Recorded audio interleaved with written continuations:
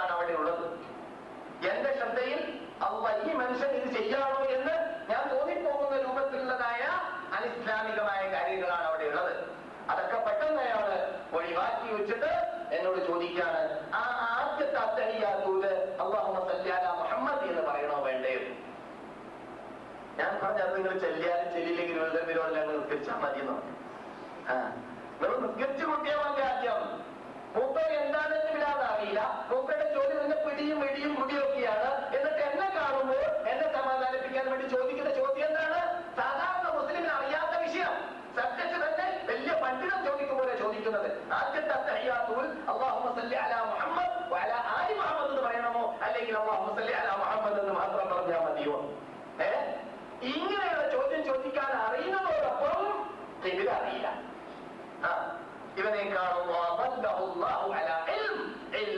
കൂടി അള്ള വഴി പിഴപ്പിച്ചവര്. അള്ള പിഴപ്പിക്കുന്നതുകൊണ്ടാണ്. നല്ല വഴി വേണ്ടാതെ വെക്കുമ്പോഴാണ് അള്ള പിഴപ്പിക്കുക. അള്ള പിഴപ്പിക്കണമെന്നില്ല എപ്പോഴാണ്? നല്ല വഴി വേണ്ടാതെ വെക്കുമ്പോഴാണ്. നല്ല വഴി വേണമെന്ന് വെച്ചാലോ അള്ളാഹു ഹിദായത്ത് വർദ്ധിപ്പിച്ചു നൽകുമെന്ന് ഖുർആന്റെ വാഗ്ദാനമാണ്. ഇപ്പോൾ പെട്ടെന്ന് മനസ്സിലാക്കാൻ വേണ്ടിയുള്ള ഉദാഹരണമാണ് ഞാൻ ഈ പറഞ്ഞത്. അള്ളാഹു പറയുന്നു, ഈ സൈസിൽ ഖുർആനെ കുറിച്ചും ഇസ്ലാമിനെ കുറിച്ചും നിങ്ങൾക്കൊക്കെ അങ്ങനെയുള്ള ഒരു പരിചയം ഉണ്ടായിരിക്കാം. പല സദസ്സിൽ കേൾക്കുന്നതായ വേളയിൽ നിങ്ങൾ ക്ലാസിന്റെ ആൾക്കാരാണ്, നിങ്ങൾ ദീന്റെ ആൾക്കാരാണ്, നിങ്ങൾ കേസറ്റിന്റെ ആൾക്കാരാണ്, നിങ്ങൾ ഇസ്ലാമിക പുസ്തകങ്ങളുടെ ആൾക്കാരാണെന്ന് കണ്ടാൽ നിങ്ങൾ അവിടെ ഇരുത്തിയിട്ട് നിങ്ങളെ സമാധാനിപ്പിക്കാൻ വേണ്ടിയിട്ട് നല്ല നല്ല ദീനി സബ്ജക്റ്റുകൾ ചർച്ച ചെയ്യും, അല്ലേ? അങ്ങനെയുള്ള ആൾക്കാരെ കാണാറില്ലേ?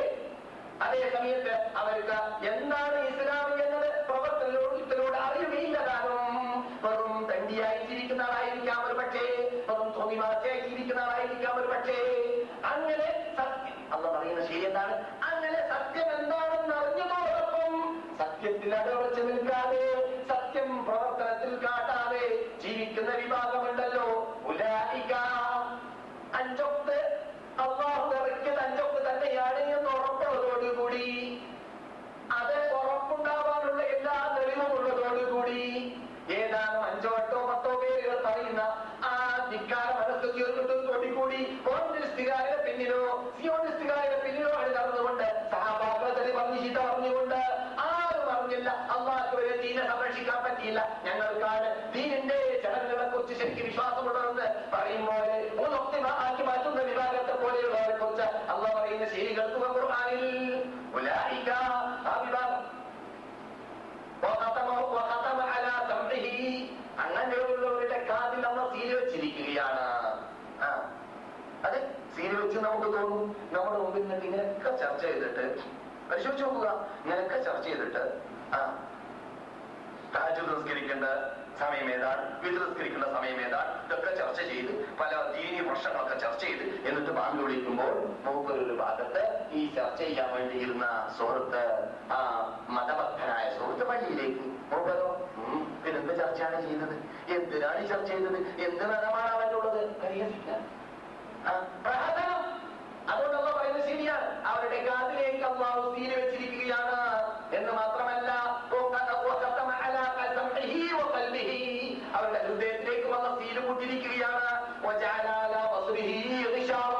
അവരുടെ കണ്ണിൽ മൂടിയെ നാം വെച്ചു കൊടുത്തിരിക്കുകയാണ്. അതുകൊണ്ട് ആ കണ്ണുകൊണ്ട് നല്ലത് കാണൂല, നല്ല ഗ്രന്ഥം വായിക്കാൻ അവർക്ക് ഇഷ്ടമുണ്ടാവുകയില്ല.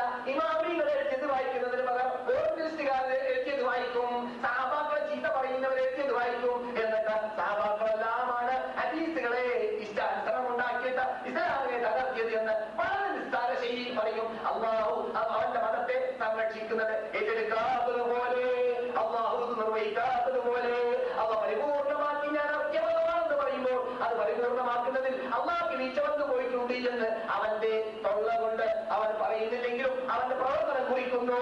അള്ളാഹു അങ്ങനെയുള്ളവരെ ഹിദായത്തിലേക്കും സന്മാർഗത്തിലേക്കും നയിക്കട്ടെ.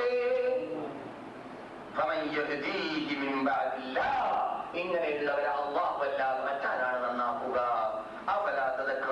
നിങ്ങൾ എന്തുകൊണ്ട് ചിന്തിക്കുന്നില്ല? ഇങ്ങനെയുള്ള തത്വത്തിന്റെ ഉടമകൾ എന്നിട്ട് ഒരാളെന്നോട് ചോദിച്ചതാണ്, അല്ല മൗലവി, അല്ല മനുഷ്യ, നീ എന്തിനാണ് ഈ ഹദീസും പറഞ്ഞു നടക്കുന്നത്? ഖുർആനിൽ അല്ലാഹു സുബ്ഹാനഹു വ തആല പറഞ്ഞിട്ടില്ലേ? നിങ്ങൾക്ക് ഖുർആനിലേക്ക് മടങ്ങിക്കൂടെ? എന്താ ഖുർആൻ അല്ലാഹു പറഞ്ഞത്? ഫബിഅയ്യി ഹദീസിൻ ബഅദഹു യുമിനൂൻ, ഏത് ഹദീസ് കൊണ്ടാണോ നീ വിശ്വസിക്കുന്നത് എന്ന് അല്ലാഹു പറഞ്ഞിട്ടില്ലേ? അവന്റെ ഇൽമിന്റെ എൽമിന്റെ അതിർത്തി എവിടേക്ക് എത്തിയെന്ന് കണ്ടില്ലേ?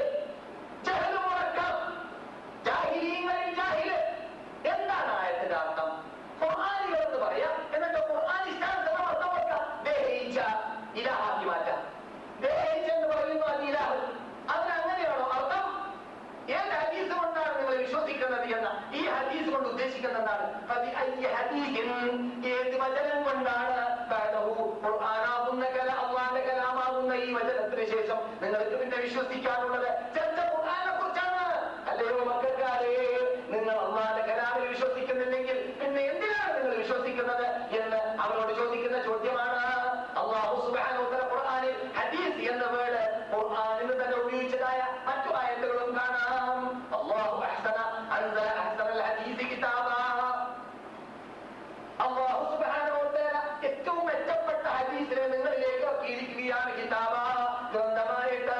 ഹദീസ്, ഇത് ഹദീസ് വചനങ്ങൾ, വാക്കുകൾ, പ്രവചനങ്ങൾ. ആരുടെ വാക്കുകൾ? അല്ലാഹുവിന്റെ വാക്കുകൾ. അഹ്സനൽ ഹദീസ് കിതാബ, കിതാബായി ഇറക്കിയിരിക്കുകയാണ്. മുതശാബിഹ, തുല്യതയുള്ളതായ. യഖ്ശഇറു മിൻഹു ജുലൂദുൽ ലദീന യഖ്ശൗന റബ്ബഹും, അല്ലാഹുവിനെ ഭയപ്പെടുന്നവർ അത് ഓതുന്ന വേളയിൽ, അത് പാരായണം ചെയ്യുന്ന വേളയിൽ അവർക്ക് രോമാഞ്ചം ഉണ്ടാകുന്നതാണ്, ഭയഭക്തി വർദ്ധിച്ചു വരുന്നതാണ്. പിന്നെ അവർ ഓതിക്കഴിഞ്ഞാൽ ഖുർആൻ ഓതി അതിന്റെ അർത്ഥം മനസ്സിലാക്കിയത് കാരണത്താൽ അവരുടെ തോലുകൾ, അവരുടെ രോമങ്ങൾ, അവരുടെ ഹൃദയങ്ങൾ അല്ലാഹുവിലേക്ക് മടങ്ങുന്നതാണ്. എപ്പോൾ? ഈ ഹദീസ് വായിക്കുമ്പോൾ. ആ ഹദീസാണ് ഇവിടെ പറഞ്ഞ ഹദീസ്, എന്നല്ലാതെ റസൂൽ കൊണ്ടുവന്നതായ ഹദീസ് എന്ന അർത്ഥത്തിലേക്കല്ല. അത് അറബി ഭാഷയുടെ ABCD അറിയാത്തവരാണ് അത് പറയുക. നിങ്ങൾ പരിശോധിച്ച് നോക്കുക. നമ്മുടെ നാട്ടിലൊക്കെ ഖുർആനിസ്റ്റ് എന്ന് പറഞ്ഞ് നടക്കുന്നതായ മുർത്തത്തുകൾ ഉണ്ടല്ലോ. ആ മുർത്തത്തുകൾ പരിശോധിച്ച് നോക്കുകയാണെങ്കിൽ അനറബികളാണ്. അറബികളെ പരിശോധിച്ച് നോക്കുകയാണെങ്കിൽ ഇത്തരം വാക്കുകൾ അവർ പറയുന്നു കേൾക്കുകയില്ല. വളരെ വളരെ ദുർലഭം. അറബികളിൽ അങ്ങനെ വല്ല മുർത്തത്തുകളെ ഖുർആനിസ്റ്റിന്റെ പേരിൽ നാം കണ്ടിട്ടുണ്ടെങ്കിൽ അത് കൈകൊണ്ടെണ്ണാൻ മാത്രമേ ഉള്ളൂ. ആ കൈകൊണ്ടെണ്ണാൻ മാത്രമേ ഉള്ളൂ എന്ന് നാം പറയുന്ന വിഭാഗം ആ വാക്കുകൾ പറഞ്ഞത് തന്നെ അവർ യൂറോപ്പിലേക്കും ഫ്രഞ്ചിലേക്കും പോയിട്ട് അവിടെ കൂടി ഭാഷ നടത്തപ്പെട്ട ശേഷമേ അവർ പറഞ്ഞു. യൂറോപ്പിലേക്കും ഫ്രഞ്ചിലേക്കും പോയിട്ട് അവിടെ ചെന്നിട്ട് ഭാഷ അവിടെ നടത്തപ്പെട്ട ശേഷമേ വല്ല അറബികളെന്ന് പറയുന്നവർ പറഞ്ഞിട്ടുണ്ടെങ്കിൽ പറഞ്ഞിട്ടുള്ളൂ.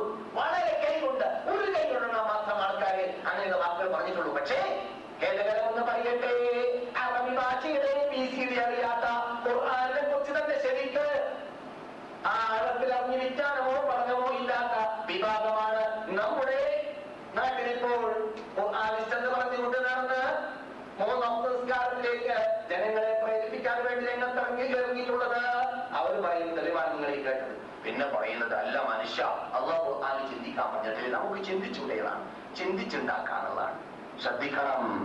ശ്രദ്ധിക്കണം. അല്ലാഹു ഖുർആനിൽ ചിന്തിക്കാൻ പറഞ്ഞത് 437 ആയത്തുകൾ ഈമാനിനെ കുറിച്ച് ചർച്ച ചെയ്ത കാര്യങ്ങളുണ്ട്. വിശ്വാസപരമായ കാര്യങ്ങളെ കുറിച്ച് 437ഓളം ആയത്തുകളിലൂടെ അല്ലാഹു ചർച്ച ചെയ്തിട്ടുണ്ട്. ആ കാര്യങ്ങളെ കുറിച്ച് നിങ്ങൾ ചിന്തിച്ചുകൊണ്ട് അല്ലാഹുവിന്റെ അളമത്തിലേക്ക്, അല്ലാഹുവിന്റെ ജലാലിയത്തിലേക്ക്, അല്ലാഹുവിന്റെ കഴിവുകെട്ടിലേക്ക് നിങ്ങൾക്ക് ബുദ്ധി ഉപയോഗിച്ചിട്ട് എത്തിക്കൂടെ എന്നാണ് ചോദിക്കുന്നത്.